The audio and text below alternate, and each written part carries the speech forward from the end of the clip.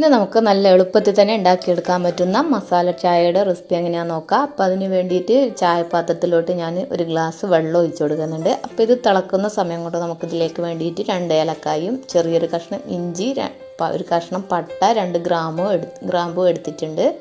നമുക്ക് ഇഞ്ചിയും ഏലക്കായും ഇതേപോലെ ഒന്ന് ചതച്ചെടുക്കണം. അപ്പോഴേക്കും നമ്മൾ ഒഴിച്ച വെള്ളം ഇവിടെ നന്നായി തിളച്ച് വന്നിട്ടുണ്ട്. അതിലോട്ട് ഈ ഏലക്കായും ഇഞ്ചിയും ഗ്രാമ്പുവും പട്ടയും കൂടി ഇട്ട് നന്നായിട്ടൊന്ന് തിളപ്പിച്ചെടുക്കുക. അപ്പോൾ ഇതിൽ കിടന്ന് 2-3 സെക്കൻഡ് ഒന്ന് നന്നായിട്ട് വേവിച്ചെടുക്കണം. അപ്പോഴൊക്കെ നമ്മൾ ഈ ഇഞ്ചിയിൽ നിന്നും ഈ ഗ്രാമ്പൂ നിന്നൊക്കെയുള്ള ഫ്ലേവർ ഈ വെള്ളത്തിലോട്ട് വരുള്ളൂ. ഇനി ഇതിലോട്ട് 1 ടേബിൾ സ്പൂൺ ചായപ്പൊടി ചേർത്ത് കൊടുക്കുക. എന്നിട്ട് 2-3 സെക്കൻഡ് ഇതേപോലെ ഒന്നും കൂടി ഒന്ന് തിളപ്പിച്ചെടുക്കാം.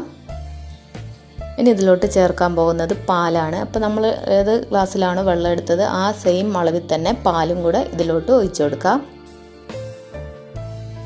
അപ്പോൾ പാൽ ഒഴിച്ചു കൊടുത്തതിന് ശേഷം ഇതിലോട്ട് മധുരത്തിന് ആവശ്യമായ പഞ്ചസാര ചേർത്ത് കൊടുക്കുന്നുണ്ട്. 1.5 ടേബിൾ സ്പൂൺ പഞ്ചസാരയാണ് ചേർത്ത് കൊടുത്തിട്ടുള്ളത്. അപ്പോൾ ഇതൊരു കറക്റ്റ് മധുരമാണ്. അപ്പോൾ മധുരം കൂടുതൽ വേണമെങ്കിൽ 2 ടേബിൾ സ്പൂൺ ഇട്ട് കൊടുത്താൽ മതി. ഇനി ഇതൊന്ന് നന്നായിട്ടൊന്ന് തിളപ്പിച്ചെടുക്കാം.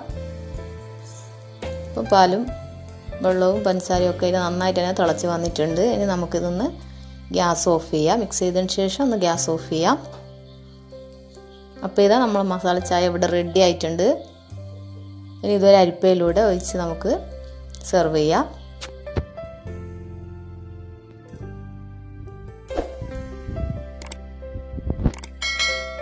ഇനി ഇതേപോലെ ഗ്ലാസ്സിലോട്ട് ഒഴിച്ച് അങ്ങോട്ടും ഇങ്ങോട്ടും ആക്കിയിട്ട് 2-3 പ്രാവശ്യം ഇതേപോലെ ചെയ്യുക. അപ്പം നല്ലതായിട്ട് നമ്മൾ ചായ പതിഞ്ഞ് വരും. അപ്പോഴേക്ക് ഇതാ നമ്മളെ മസാല ചായ ഇവിടെ റെഡി ആയിട്ടുണ്ട്. അപ്പോൾ എന്തായാലും ചെയ്യാത്തവരുണ്ടെങ്കിൽ ഇതുപോലെ ഒന്ന് ചെയ്ത് നോക്കുക കേട്ടോ. നല്ല ടേസ്റ്റി ആയിട്ടുള്ളൊരു ചായ തന്നെയാണ്. അപ്പോൾ എല്ലാവർക്കും ഇഷ്ടമാവും. ഇഷ്ടമായിട്ടുണ്ടെങ്കിൽ ലൈക്ക് ചെയ്യുക, കമൻറ്റ് ചെയ്യുക, ഷെയർ ചെയ്യുക, സബ്സ്ക്രൈബ് ചെയ്യാത്തവരുണ്ടെങ്കിൽ സബ്സ്ക്രൈബ് ചെയ്യുക കേട്ടോ. അപ്പോൾ അടുത്ത വീഡിയോ ആയിട്ട് കാണാം. Thank you.